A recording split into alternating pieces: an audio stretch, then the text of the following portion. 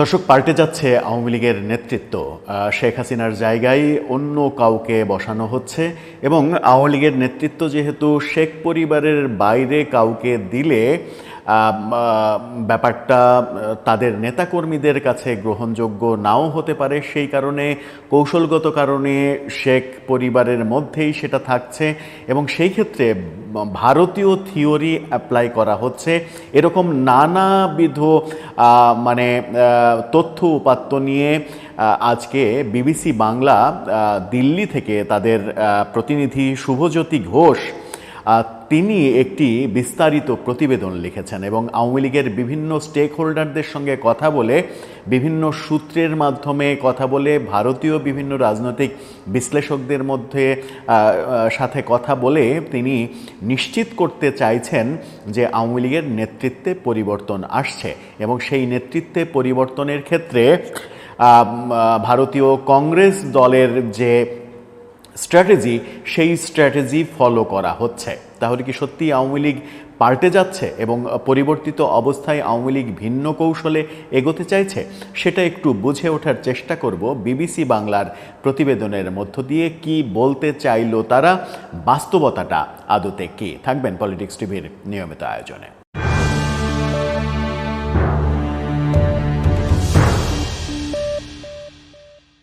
দর্শক, প্রথমেই বলে রাখি, আমরা পলিটিক্স টিভির পক্ষ থেকে যে বিষয়ে কথা বলি সেই বিষয়টাকে গুরুত্ব দিয়েই কথা বলার চেষ্টা করি। এখন সেখানে নানা স্টেক হোল্ডার আলোচনার মধ্যে থাকে, নানা পক্ষ থাকে, কখনো সরকার পক্ষ থাকে, কখনো বিএনপি থাকে, কখনো আওয়ামী লীগ থাকে, কখনো অন্য রাজনৈতিক দল থাকে, কিংবা কখনো তৃতীয় পক্ষ থাকে।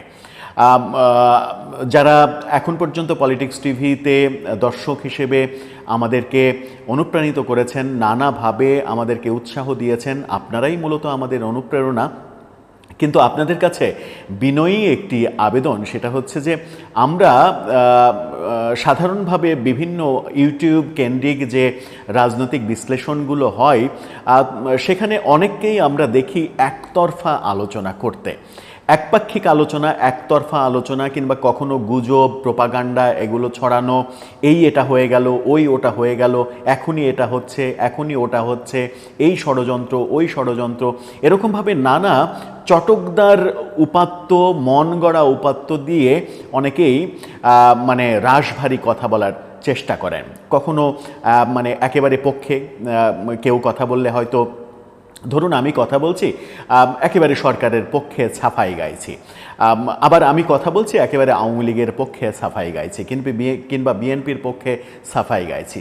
সেই সাফাই গাওয়া বিষয়গুলো কতটা বাস্তবতাসম্মত হয় কিংবা কতটা উচিত অনুচিত, সেগুলোর ভার না হয় আপনাদের উপরেই ছেড়ে দিলাম। আপনারা কখনো কখনো কোনো বিষয়, এমন তো হতেই পারে যে কোনো বিষয়ের আলোচনা আপনার পক্ষে যাবে কিংবা আপনার বিপক্ষে যেতে পারে, কিন্তু যদি মনেই করে থাকি আমরা কেউ দর্শক হিসেবে যে সব আলোচনা কিংবা সব প্রেক্ষাপট আমার পক্ষেই যাবে, কিংবা স্পেসিফিকভাবে আমার পক্ষেই কথা বলতে হবে, কেন আমার বিপক্ষে কথা বলবে, তাহলে হয় কি, তাহলে হয় যে সত্য থেকে, বাস্তবতা থেকে, নিরপেক্ষ অবস্থান থেকে বিচ্যুত হওয়ার একটা সম্ভাবনা থেকে যায়। আমরা সচেতনভাবে যেটা চেষ্টা করি সেটা হচ্ছে যে কোনো পক্ষকে বিশেষ সুবিধা দিয়ে কিংবা কোনো পক্ষে বাড়াবাড়ি রকমের অতিরিক্ত কথা না বলে আমাদের পর্যালোচনাটা করার চেষ্টা করি এবং আমরা বেশিরভাগ ক্ষেত্রেই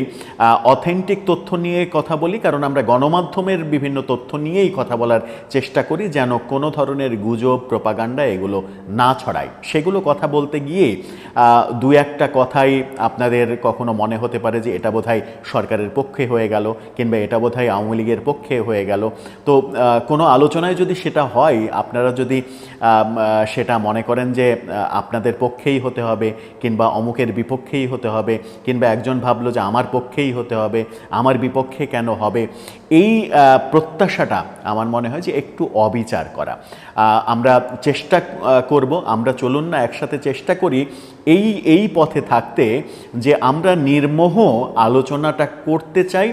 নির্মোহ আলোচনাতে হয় কি যে আমার যদি কোনো ভুল থাকে, আমার যদি কোনো ত্রুটি থাকে, তাহলে সেই ভুল ত্রুটিগুলো বিচার বিশ্লেষণ করে আমার সংশোধনের পথটা আমি খুঁজে নিতে পারি। সেই কারণেই নির্মোহ আলোচনাটা খুবই গুরুত্বপূর্ণ, যেটা আমাদের সমাজে কিংবা বর্তমান বিশ্বে খুবই বিরল। হয়তো আমরাও পারি না, হয়তো আমাদের কথাও ঠিক মানে নির্মোহ, শতভাগ নির্মোহ হয় না, কিন্তু আমরা যে চেষ্টা করি, সৎভাবে চেষ্টা করি, সেটা অন্তত কথা দিতে পারি। আমরা আপনাদেরকে এই কথাটুকু দিতে চাই যে আমরা কখনোই কারো পক্ষে কিংবা কারো বিপক্ষে বায়াসড হতে চাই না। কারো পক্ষে কথা বলা কিংবা কারো বিপক্ষে কথা বলে কোনো ধরনের ফায়দা লোটার কোনো ধরনের কোনো প্রত্যাশা কিংবা স্বপ্ন কিংবা অদূর ভবিষ্যতের কোনো কল্পনাও আমাদের নেই। চলুন চলে যাই এবার তাহলে মূল আলোচনায়। বলছিলাম আওয়ামী লীগের নেতৃত্ব পাল্টে যাচ্ছে। বিবিসি বাংলা, সরাসরি আমরা একেবারে প্রতিবেদনে চলে যাই। বিবিসি বাংলা যে রিপোর্টটা করেছে তার শিরোনামটা খুব মজার দিয়েছে। সেখানে তারা বলছে, রাহুল প্রিয়াঙ্কা মডেলে ছেলে মেয়েকে দলীয় নেতৃত্বে আনছেন শেখ হাসিনা। রাহুল প্রিয়াঙ্কাকে, রাহুল গান্ধী এখন কংগ্রেসের তিনি প্রধান, কংগ্রেস দলটা ভারতে পরিচালনা করছেন। প্রিয়াঙ্কা গান্ধী শুধুমাত্র একজন সংসদ সদস্য হিসেবে তিনি বড় ভাইকে সহযোগিতা করছেন। এবং মজার ব্যাপার হচ্ছে যে মানে আমরা যে বিগত নির্বাচনটা হলো, সর্বশেষ নির্বাচনে যে নরেন্দ্র মোদী জিতে গেলেন, সেই নির্বাচনের সময় নির্বাচনের পুরো ফোকাসটা যেন রাহুল গান্ধীর উপরেই থাকে, ফোকাসটা যেন ডিভাইড না হয়ে যায়, ফোকাসটা যেন অর্ধেক প্রিয়াঙ্কা গান্ধীর উপরে না চলে যায়। সেই কারণে প্রিয়াঙ্কা মূল নির্বাচনে কিন্তু ভোট করেননি, মূল নির্বাচনে প্রতিদ্বন্দ্বিতা করেননি, তিনি ভাইকে শুধু সহযোগিতা করেছেন। কিন্তু তার ভাষ্য ছিল যে ফোকাসটা যেন রাহুল গান্ধীর নির্বাচন এটার উপরেই থাকে, আমার উপরে যেন ফোকাসটা না আসে। পরবর্তীতে দেখা গেল নির্বাচনের পরে রাহুল গান্ধী 2টি আসনে বিজয়ী হয়েছিলেন। একটি আসন ছাড়ার পরে ওই আসন থেকে প্রিয়াঙ্কা গান্ধী নির্বাচিত হয়ে সংসদে এসেছেন এবং তিনি সংসদ সদস্য হিসেবে কার্যক্রম পরিচালনা করছেন। রাহুল গান্ধী বিরোধী দলের নেতা হিসেবে কার্যক্রম পরিচালনা করছেন।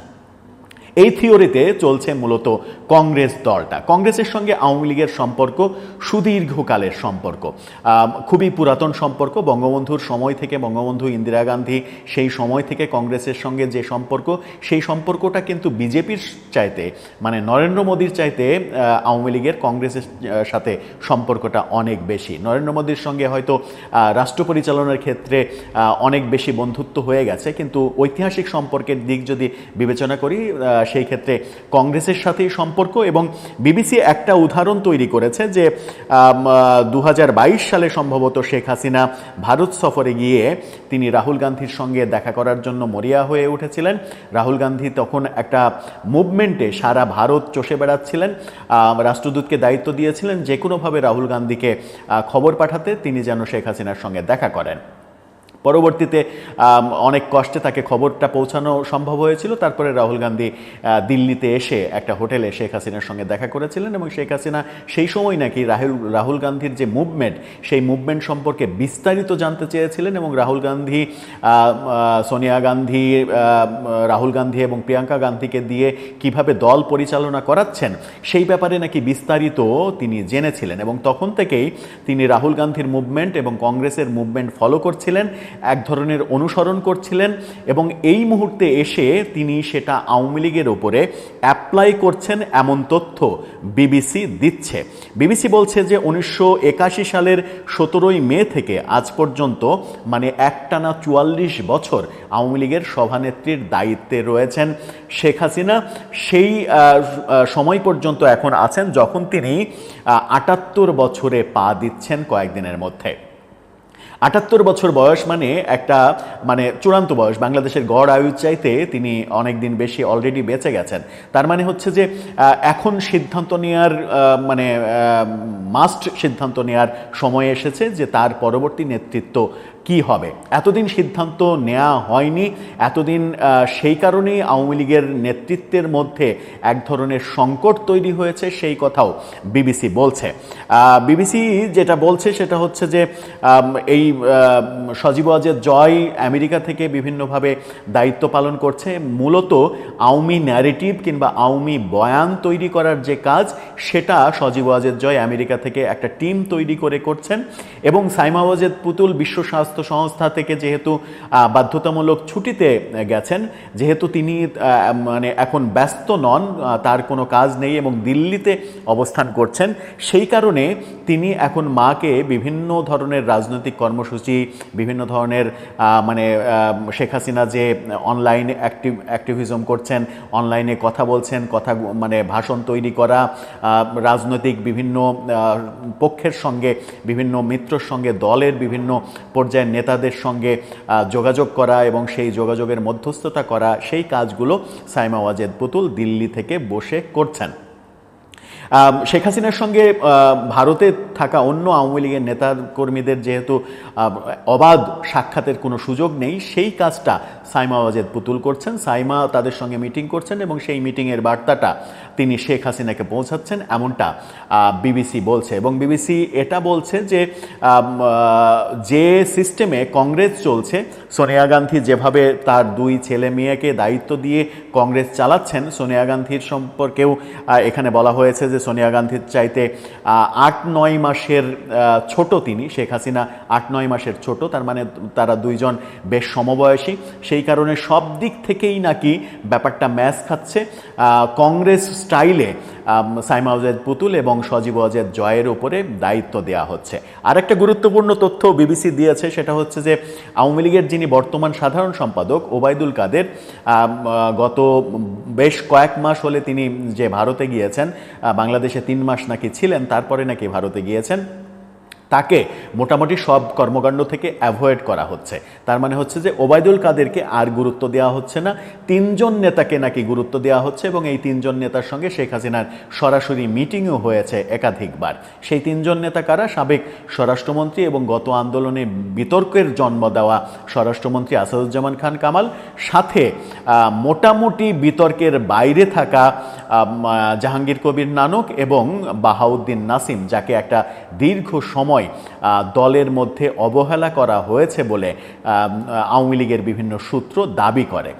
বাহাউদ্দিন নাসিমকে এখন গুরুত্ব দেওয়া হচ্ছে। বাহাউদ্দিন নাসিম, জাহাঙ্গীর কবির নানক এবং আসাদুজ্জামান খান কামাল আওয়ামী লীগের পরবর্তী নীতি নির্ধারণী যে ফোরাম, সেই নীতি নির্ধারণী ফোরামের সাইমা ওয়াজেদ পুতুল এবং সজীব ওয়াজেদ জয়ের পরে এই 3 জনকে কাজে লাগানোর জন্য তৈরি করা হচ্ছে, এমনটা বিবিসি বাংলা তার প্রতিবেদনে তুলে এনেছে। সব মিলিয়ে তার মানে যেটা হচ্ছে সেটা হচ্ছে যে এখন আওয়ামী লীগের নেতৃত্ব, শেখ হাসিনা অনেক কিছু দেখাশোনা করবেন, কিন্তু আওয়ামী লীগের নেতৃত্ব যেন রাহুল গান্ধী, প্রিয়াঙ্কা গান্ধী স্টাইলে জয় এবং পুতুল চালনা করতে পারেন, তাদেরকে যেন আসাদুজ্জামান খান কামাল, বাহাউদ্দিন নাসিম এবং জাহাঙ্গীর কবির নানক এই 3 জন সহযোগিতা করেন, সেই মোটামুটি 5 জনের একটা ফোরাম তৈরি করে আওয়ামী লীগের কর্মকাণ্ড এগিয়ে নিয়ে যাওয়ার চেষ্টা করা হচ্ছে এবং সেটা ভারত থেকে পরিচালিত হচ্ছে এবং আমেরিকা থেকে পরিচালিত হচ্ছে। বিবিসি অনেক বড় প্রতিবেদন তৈরি করেছে, সেই প্রতিবেদনের বিস্তারিত বলতে গেলে 1 ঘন্টার বেশি সময় লাগবে, সেই পথে আমরা হাঁটলাম না, মূলত জিস্টুকু বলার চেষ্টা করলাম। কিন্তু এখানে আমার ব্যক্তিগত একটা অবজারভেশন রয়েছে, সেটা হচ্ছে যে সজীব ওয়াজেদ জয়কে আওয়ামী লীগের নেতৃত্বে আনা কতটা মানে আওয়ামী লীগের জন্য মানে সঠিক সিদ্ধান্ত হচ্ছে, সেটা একটা বড় ব্যাপার। কারণ বিগত 15 বছরের যে শাসনামল, সেই শাসনামলকে কেন্দ্র করে, সজীব ওয়াজেদ জয়কে কেন্দ্র করে যে 3 প্রতিমন্ত্রীর সিন্ডিকেট, জয় এবং ববি, রেহানা পুত্র ববি, ও আরেকটা কথা বলাই হয়নি যে সজীব ওয়াজেদ জয় এবং সাইমা ওয়াজেদ পুতুলের সঙ্গে ববিরও একটা মানে একটা ভূমিকা থাকবে, সেই সিদ্ধান্তও নাকি নেওয়া হয়েছে। তার মানে 3 ভাই বোন মিলে কাজটা করবে, মূলত জয় এবং পুতুলি কাজটা করবেন, ববি একটা সহায়ক ভূমিকা পালন করবেন। যে কথা বলছিলাম যে সজীব ওয়াজেদ জয় এবং ববির সঙ্গে 3 প্রতিমন্ত্রী, নসরুল হামিদ বিপু, জুনায়েদ আহমেদ পলক এবং শাহরিয়ার আলম, এই 3 প্রতিমন্ত্রীর যে সিন্ডিকেটের কথা বলা হয়, যে সিন্ডিকেট, এবং এই সিন্ডিকেটের কারণে সজীব ওয়াজেদ জয় সব থেকে বেশি বিতর্কিত হয়েছেন এবং সব থেকে বেশি বিতর্কের কারণ স্পেসিফিকলি আইসিটি মন্ত্রণালয় কেন্দ্রিক জুনায়েদ আহমেদ পলককে কেন্দ্র করে, এবং জুনায়েদ আহমেদ পলক বিভিন্নভাবে জয়কে ব্যবহার করে, বিভিন্নভাবে জয়ের কাছ থেকে বিভিন্ন সুযোগ সুবিধা নিয়ে বেপরোয়া হয়ে উঠেছিলেন। এই আলোচনা, এই সমালোচনাগুলো রয়েছে। তার মানে হচ্ছে জয়কে কেন্দ্র করে একটা বড় সমালোচনা কিন্তু রয়েছে। এবং বর্তমান সরকারের যে আওয়ামী লীগ এবং আওয়ামী নেতাদের বিচার কার্যক্রম, সেখানে শেখ হাসিনার পাশে জয়কেও কিন্তু বিচারের আওতায় আনার ব্যাপার আমরা জানি, আমরা দেখছি।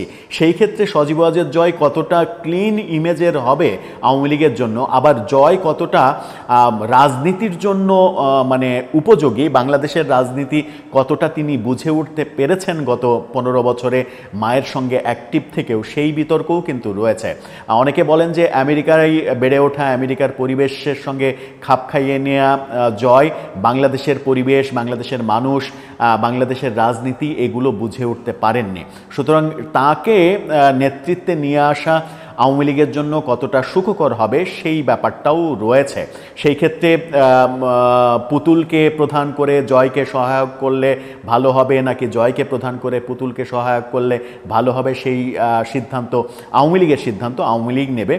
তবে মনে হয় যে জয় যেহেতু বিতর্কের মধ্যে রয়েছে, সেই ক্ষেত্রে ক্লিন ইমেজ তৈরির যে ব্যাপার, সেখানে জয় একটা বড় প্রতিবন্ধকতা তৈরি করতে পারে জনমনে। এটা ব্যক্তিগতভাবে আমার অবজারভেশন। সব মিলিয়ে দর্শক, আপনার কি মনে হয় আওয়ামী লীগ যে পথে হাঁটছে সেই পথটা কতটা সঠিক পথ হচ্ছে, কতটা ভুল পথ হচ্ছে, এটাই সঠিক পথ কিনা আপনার মতামত জানিয়ে লিখতে পারেন আমাদের কমেন্ট বক্সে।